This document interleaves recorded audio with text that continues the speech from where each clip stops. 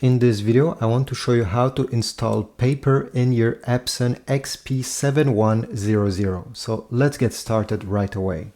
First step, go on the screen of your printer and on the main menu page, okay, this is the home page, click Output Tray, right over here.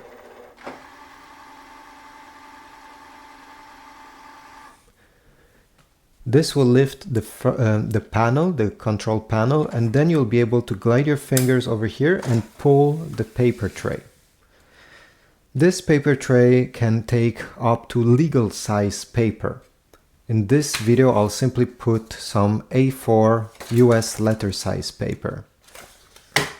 Align your sheet of paper. You're going to notice there's a blue guide over here that you can move up and down. To know where to stop this blue guide, you have some inscriptions over here. If you want to load letter size like I think 99% of the people, you're going to see LTR being written right over here. You need to bring it until the small arrow of this guide is showing right beside LTR. If you want to load legal size paper, in that case we need to extend this drawer because it's not big right now. So to extend it, you're going to press over here and you're going to pull on the drawer. And as you see now, it's larger, longer. And you'll be able to install your legal size paper. But let me make it smaller because we don't need that. So let me simply drop my stack of paper over here. Just like that. This blue guide moves as well if you're printing on envelopes or smaller paper. There's also a second paper tray. It's paper tray number 1. This is paper tray number 2. This is if you want to print on small 4x6 picture paper, 5x7. It says over here 3.5 by 5. Everything that is smaller or on envelopes.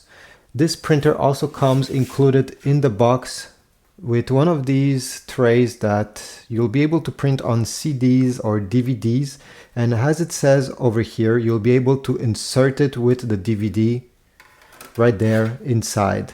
I won't show you in this video how it's done, but yeah, at least you know it's possible. So the paper goes over here, glide it there, okay, perfect, with this blue guide, and now simply put back the tray and close it. On the display over here, you'll have to confirm what kind of paper you have input so the printer knows. In my case, it's not A4, it's actually US letter size, which is this one. And then paper type, it's plain paper, so I'll leave it like this. If you're gonna insert, for example, glossy paper, you absolutely need to put glossy. If you don't do this, the printer will create a mess. Since when it's printing on glossy paper, it's a different technique that it will use. Anyway, once you're done over here, you can simply press close, and this is about it. Thanks for watching. Please leave a like, subscribe, and I'll see you in the next video. Leave a comment as well. I'll try to read them.